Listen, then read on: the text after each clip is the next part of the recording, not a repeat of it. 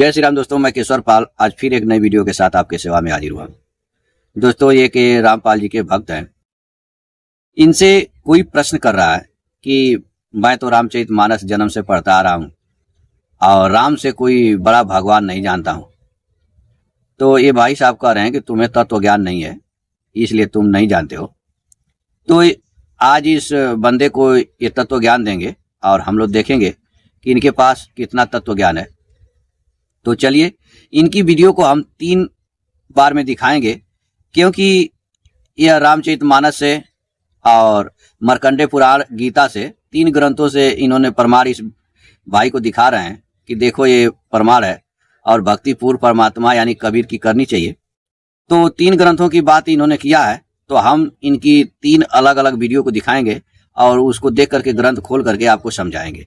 ठीक है, तो इनकी यह पहले रामचरितमानस में जो इन्होंने दिखाया है उस वीडियो को आप देखिए और फिर हम रामचरितमानस को खोल के दिखाते हैं। हमने रामायण बचपन से पढ़ी है, ठीक है, और उसमें राम से बड़ी भक्ति किसी के बारे में भी कोई प्रमाण नहीं है। रामचरितमानस पढ़ी है आपने जी। और राम जी से बड़ी भक्ति आपको नहीं मिली। आपने पढ़ी जरूर होगी, पर आपको तत्वदर्शी संत जैसे कि संत रामपाल जी महाराज हैं, ऐसे कोई सच्चे संत ना मिलने के कारण आपकी समझ नहीं आई। आपको रामचरितमानस में ही दिखाएंगे। जी, दिखाना। देखो, ये रामचरितमानस है जी। यही पढ़ते हो आप? गीता प्रेस की है जी। ये कोड भी देख लो, 81। ठीक है, यही है आपके घर पे। हाँ जी। इसमें आप अरण्य कांड में देखो, दोहा नंबर 14, और ये देखो इसके अंदर आगे क्या दे रखे हैं। ज्ञान मान जह एकौ नाही, देख ब्रह्म समान सब माही, कहिए तात सो परम विरागी, तरन सम सिद्धि 3 गुण त्यागी। देखो क्या कह रहे राम जी, उसी को परम वैरागी कहना चाहिए जो सारी सिद्धियों को और 3 गुणों को तिनके के समान त्याग चुका है। 3 गुण का मतलब होता है ब्रह्मा विष्णु शिव। ये राम जी कह रहे हैं ब्रह्मा विष्णु शिव की भक्ति को जो त्याग के जी, साधना तो करनी होती है देवताओं की, पर भक्ति पूर्ण परमात्मा ही करनी है, इन तीनों से ऊपर है, वो ये राम जी कह रहे हैं। दोस्तों, यह रामचरितमानस है और अरण्य कांड है। इसके दोहा नंबर 14 का 4थी चौपाई है जो भगत भाई आपको पढ़ के सुना रहे थे। ज्ञान मान जाए कहो नाही, देख ब्रह्म समान सब माही, कई तात सो परम विरागी, त्रिन सम सिद्ध 3 गुण त्यागी। तो दोस्तों, इसमें 3 गुण त्यागी ये शब्द आ गया है। तो रामपाल जी के भगत भाई यह सिद्ध कर रहे हैं कि 3 गुण यानी ब्रह्मा विष्णु महेश, और इनकी पूजा नहीं करने के लिए भगवान राम कह रहे हैं। जिस चौपाई को भारतीय संसद में भी बोला गया था और बड़े बड़े नेताओं के द्वारा भी पढ़ा गया था इस चौपाई को। सापत तारत परुष कहंता, विप्र पूजयस गावहि संता, पूज्य विप्रशील गुणहीना, शूद्र न गुण गण ज्ञान परवीना। तो यहाँ पे पूज्य विप्रशील गुणहीना, यहाँ पे गुणहीना आया था सब। सांसद तक यह चौपाई गई थी और सांसद में भी इस चौपाई का गूंज उठा था कि यह चौपाई कह रही है कि ब्राह्मण सभी गुणों से हीन हो तो भी पूजनीय है, और शूद्र सभी गुणों से प्रवीण हो तो भी वह पूजनीय नहीं है। वास्तव में यहाँ पे जो गुण हीना है, जो गुणों से हीन हो, ठीक है, और यहाँ पे जो 3 गुण त्यागी है, एक ही चीज है। तो दोस्तों, यहाँ पे भगवान राम जो है कह रहे हैं कि ज्ञान वह है जहाँ जिसमें मान आदि एक भी दोष नहीं है और जो सब में समान रूप से ब्रह्म को देखता है। हे तात, उसी को परम वैरागवान कहना चाहिए जो सारी सिद्धियों को और 3 गुणों को तिनके के समान त्याग चुका हो।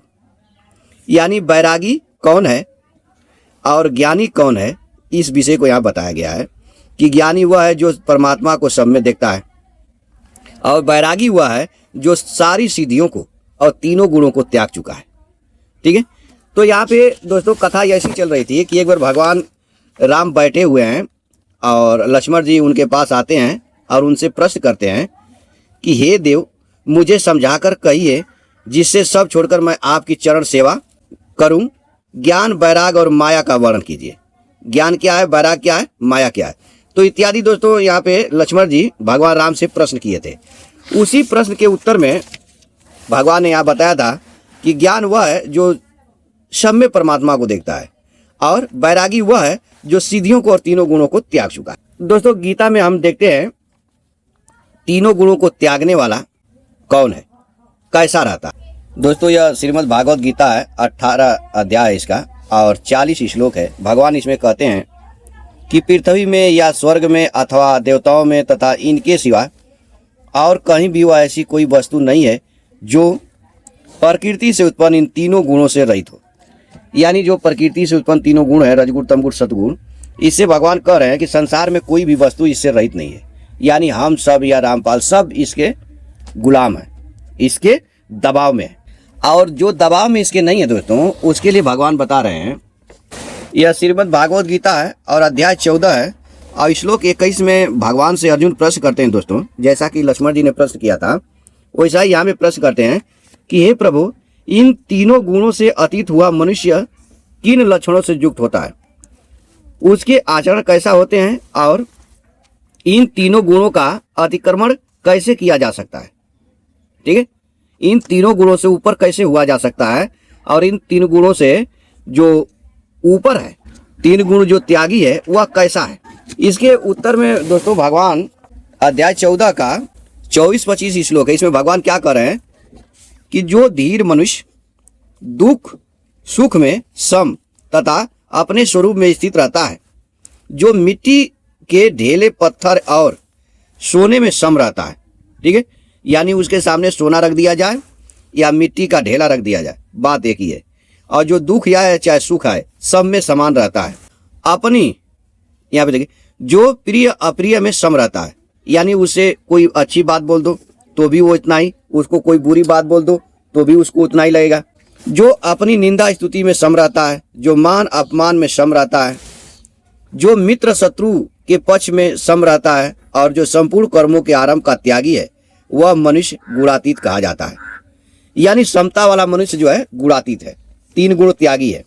26वां में कह रहे हैं कि और जो मनुष्य अव्यभिचारी भक्ति योग के द्वारा, अव्यभिचारी मतलब भगवान के सिवा कुछ भी दूसरे किसी की उसे कोई आशा न हो, सब कुछ उसके लिए भगवान ही हो, ऐसा भगत मेरा सेवन करता है, वह इन गुणों का अतिक्रमण करके ब्रह्म प्राप्ति का पात्र हो जाता है। यानी जो जिसको भगवान के सिवा किसी दूसरे का सहारा न हो, वह इन तीनों गुणों से ऊपर उठ सकता है और ब्रह्म यानी परमात्मा को प्राप्त हो जाता है। क्यों ऐसा होता है? 27वां भगवान बता रहे हैं, क्योंकि ब्रह्म का और अविनाशी अमृत का तथा शाश्वत धर्म का और एकांतिक सुख का आश्रय मैं हूँ। यानी दोस्तों यहाँ पे भगवान श्री कृष्ण ने साफ साफ यह कह दिया कि जो ब्रह्म यानी परमात्मा है उसका, या अविनाशी स्थान जो है उसका, अमृत का, सब कुछ का एकमात्र आश्रय मैं हूँ। इसलिए जो मेरा आश्रय लेता है और जिसको मेरे सिवा कोई और चारा नहीं है, किसी और का सहारा नहीं है, वह इन तीनों गुणों से अतीत हो जाता है। ठीक है, तो अब आप समझ गए कि केवल भगवान के सहारे ही तीन गुणों से अतीत हुआ जा सकता है। अब रामपाल जी के इस भगत भाई की वीडियो को सुन लेते हैं और देखते हैं कि क्या कहना चाह रहे हैं। और आपको प्रमाण दिखाएंगे तीन गुण क्या होता है। ये देखो, ये मार्कंडेय पुराण है, गीता प्रेस का है। मार्कंडेय पुराण 539 कोड है। ठीक है, इसमें आ जाओ आप पेज नंबर 131 पे। ये देखो, रजोगुण प्रधान ब्रह्मा, तमोगुण प्रधान रुद्र और सत्व प्रधान विश्व पालक विष्णु हैं। ये ही तीन देवता हैं और ये ही तीन गुण हैं। तो ब्रह्मा विष्णु शिव को त्रिदेव कहो या तीन गुण कहो, एक ही बात है। क्लियर हुआ इतना? तो इनको ही तीन गुण कह के अभी आपने जो रामचरितमानस में देखा, इनकी भक्ति को त्यागने के लिए बोला है श्री राम जी ने, मोक्ष के लिए। मोक्ष चाहिए तो इनसे नहीं होगा, इनसे ऊपर प्रभु से होगा। तो अभी आपने देखा जो ये तीनों गुणों की बात आई है, तो रामपाल जी का जो ये चेला है, यह तीन गुण या ब्रह्मा विष्णु महेश को एक सिद्ध करने में लगा हुआ है। यह बताना चाहता है कि यह तीन गुण कहो या चाहे ब्रह्मा विष्णु महेश कहो, एक ही चीज है। ठीक है, तो आइए हम मार्कंडेय पुराण में खोल के देखते हैं वहां पे वर्णन क्या हुआ है। दोस्तों यह मार्कंडेय पुराण है और गीता प्रेस गोरखपुर का है।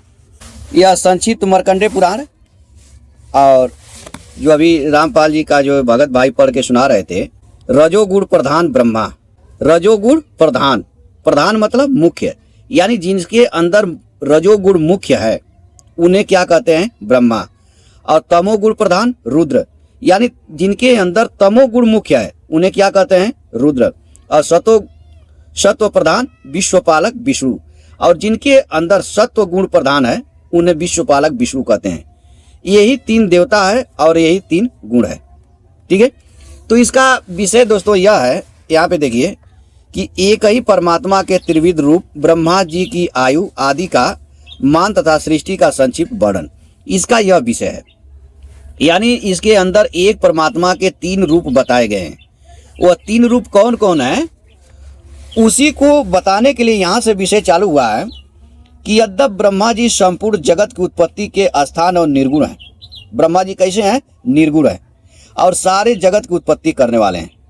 निर्गुण है, उनमें कोई गुण नहीं है।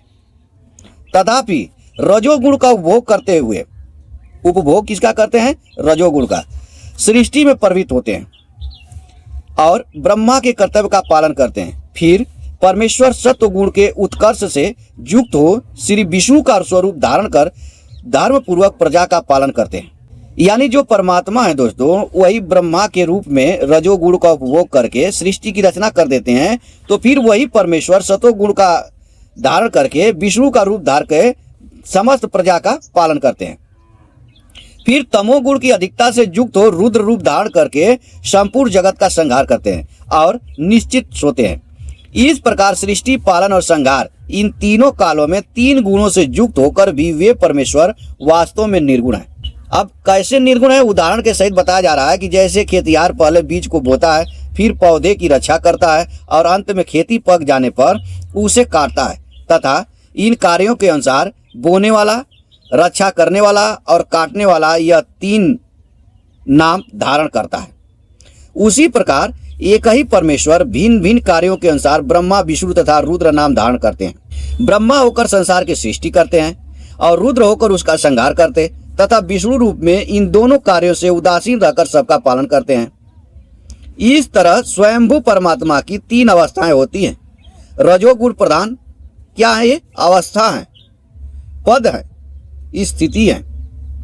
रजोगुण प्रधान ब्रह्मा, तमोगुण प्रधान रुद्र, सतोगुण प्रधान विश्वपालक विष्णु, और यही 3 देवता हैं और यही 3 गुण है। 3 देवता कौन? ब्रह्मा, विष्णु, महेश। और 3 गुण कौन? रजोगुण, तमोगुण, सतोगुण। यानी दोस्तों यहाँ पे कहने का अर्थ है कि देवता और गुण अलग अलग हैं, लेकिन जब देवता रजोगुण जिनमें प्रधान हो जाता है तो उन्हें ब्रह्मा कहा जाता है, जिनमें तमोगुण प्रधान हो जाता है तो उन्हें रुद्र कहा जाता है, जिनमें सतोगुण प्रधान हो जाता है तो उन्हें विष्णु कहा जाता है। वो एक ही परमात्मा ये तीनों रूप धारण करके सृष्टि का रचना करते हैं, पालन करते हैं, संहार करते हैं। ठीक उसी प्रकार से जैसे एक खेतिहर बीज को बो देता है खेत में, जब पौधा होता है तो उसकी रक्षा करता है और अंत में फिर उसी को काट लेता है, तो उसका 3 नाम धरा जाता है, बोने वाला, रक्षा करने वाला और काटने वाला। तो यही चीज बताया जा रहा है दोस्तों कि एक ही परमात्मा ब्रह्मा, विष्णु, महेश के रूप में सृष्टि का रचना, पालन और संहार करते हैं। ठीक है, यहाँ किसी प्रकार से मतलब ब्रह्मा, विष्णु, महेश गुण नहीं है, उनके अंदर गुण है। अब फिर इस भाई की बात को सुनते हैं और फिर आगे प्रमाण देखते हैं। सेम चीज गीता में भी दिखाई हुई है। ये देखो, ये भगवत गीता है, गीता प्रेस की है, कोड 17। ये भी आप लेके पढ़ के देखना इसमें। ठीक है, 7 का 14 और 15, अध्याय 7 का 14 देखते हैं। ये देखिए, क्योंकि यह अलौकिक अर्थात अति अद्भुत त्रिगुणमयी मेरी माया बड़ी दुस्तर है, बहुत खतरनाक है। कौन सी? त्रिगुणमयी माया का जिक्र हो रहा है। त्रिगुण क्या? ब्रह्मा, विष्णु, शिव। त्रिगुण माया तो वही है। जो पुरुष मुझको ही निरंतर भजते हैं, जो ब्रह्म को भजते हैं, वे इस माया को उल्लंघन कर जाते हैं और संसार से तर जाते हैं, उनको मोक्ष का मार्ग मिलता है आगे। और देखो, जो राम जी ने बात बोली है, इस रूप में भक्ति नहीं होती तीनों देवताओं की। देखो इसमें गीता में भी बताया, ये त्रिगुणमयी माया के द्वारा अर्थात ब्रह्मा, विष्णु, शिव के द्वारा जिनका ज्ञान हरा जा चुका है, ऐसे आसुर स्वभाव को धारण किए हुए मनुष्यों में नीच। ये देखो कौन सी संज्ञा? आसुर स्वभाव को धारण किए हुए मनुष्यों में नीच, दूषित कर्म करने वाले मूढ़ लोग मुझको भी नहीं बसते, ब्रह्म साधना भी नहीं करते। देखो 3 शास्त्रों से आपको दिखा दिया कि 3 गुणों की जो भक्ति है उससे मोक्ष नहीं होता, इसलिए राम जी ने भी मना किया है रामचरितमानस के अंदर भी। तो दोस्तों अभी रामपाल जी के भगत भाई आपको गीता से दिखा रहे हैं, यह अध्याय 7 है और श्लोक 13 है। इसमें भगवान अर्जुन से कहते हैं, इन तीनों गुण रूप भावों से मोहित यह संपूर्ण जगत प्राणी मात्र इन गुणों से अतीत अविनाशी मुझे नहीं जानता। अब यहाँ पे दोस्तों एक बात ध्यान देने योग्य है कि रामपाल जी का जो ज्ञान है कि इस गीता को बोलने वाला काल है और उसका जन्म मृत्यु होता रहता है। अब यहाँ भगवान क्या कह रहे हैं कि जिनका इन गुणों के द्वारा जो मोहित है वह मुझे इन गुणों से अतीत और अविनाशी नहीं जानते। तो भगवान को अविनाशी कौन नहीं जानते? रामपाल, क्योंकि रामपाल का ज्ञान ही ऐसा है कि ये गीता ज्ञानदाता जन्म मरण में है। तो वास्तव में गुणों से मोहित कौन है? स्वयं रामपाल और इनके चेले। अभी मैंने दिखाया कि इस संसार का कोई भी वस्तु गुणों से दूर नहीं है, सारे वस्तु गुणों से आच्छादित है, जो 18 के 40 में हमने पहले दिखाया था। तो इस श्लोक का अर्थ आपने समझ लिया कि जो भगवान को अविनाशी और गुणों से अतीत नहीं जानता है वह ही गुणों के द्वारा मोहित है। और ऐसे लोगों के लिए भगवान क्या कहते हैं दोस्तों? जो गुणों से मोहित हैं, क्योंकि यह मेरी गुणमयी दैवीय माया दुर्तय, अर्थात इसे पार पाना बड़ा कठिन है। जो केवल मेरे ही शरण होते हैं वे इस माया को तर जाते हैं। अब यहाँ पे पहली बात तो रामपाल जी और इनके जो चेले हैं यह भगवान को अविनाशी नहीं समझते, इसलिए तो ये गुणों से बधे हुए हैं और ये भगवान के शरण भी नहीं है। ठीक है, और जब ये भगवान के शरण नहीं है दोस्तों तो ये गुणों से पार भी नहीं हो सकते, क्योंकि गुणों से पार होने का मात्र एक जरिया यह है कि भगवान के शरण होना, गीता ज्ञानदाता भगवान श्री कृष्ण के शरण हो जाना। तो यह पहले चीज कि गुणों से ग्रसित हैं, भगवान को अविनाशी नहीं मानते और ये भगवान के शरण नहीं है तो गुणों से पार भी नहीं हो सकते। और जो गुणों से पार नहीं हो सकते दोस्तों उनके लिए भगवान 15वां में कहते हैं कि माया के द्वारा जिनका ज्ञान हारा गया है वे असुर, भाव का आश्रय लेने वाले और मनुष्यों में महान नीच पाप कर्म करने वाले मूढ़ मनुष्य मेरे शरण नहीं होते। इन्होंने यहाँ पे भगवान ने सीधा सीधा कह दिया कि जो पाप कर्म करने वाले हैं, जो मूर्ख हैं और जिनका ज्ञान इन गुणों के द्वारा हारा गया है, ऐसे असुर, भाव का आश्रय लेने वाले जो ये नीच मनुष्य हैं मेरे शरण नहीं होते। अब इन लोगों से पूछा जाए कि क्या आप लोग गीता ज्ञानदाता के शरण है, तो कहेंगे नहीं नहीं नहीं, वो तो मुक्ति दे ही नहीं सकता, हम तो उसकी केवल ओम नाम का मंत्र जपते हैं, साधना करते हैं, उसकी पूजा नहीं करते। तो जो गीता ज्ञानदाता की पूजा नहीं करता दोस्तों उसके लिए यहाँ कहा गया है कि उनका ज्ञान हारा जा चुका है और वो मनुष्यों में असुर है। तो आपने इस वीडियो में क्या देखा कि यहाँ किसी भी प्रकार से किसी पूजा पाठ की बात नहीं हुई है कि इनकी पूजा करनी है, इनकी पूजा नहीं करनी है। ठीक है, यहाँ पे रजोगुण तमोगुण हर प्राणी के अंदर होता है। इस संसार का कोई भी प्राणी इन तीनों गुणों से अलग नहीं है, कई बार हमने अपने वीडियो में दिखाया हुआ है। तो यहाँ पे किसी की मतलब पूजा पाठ की बात नहीं हुई है। ठीक है, लेकिन ये रामपाल और इसके चेले जो है किसी भी तरह से उल्टा सीधा इधर उधर कर करके लोगों को भ्रमित करते हैं, यानी भक्ति के नाम पे पाखंड करते हैं। ठीक है, तो हम आशा करेंगे आपको समझ में आ गया होगा। तो आज के लिए इतना ही, फिर मिलेंगे नेक्स्ट वीडियो में, तब तक के लिए जय।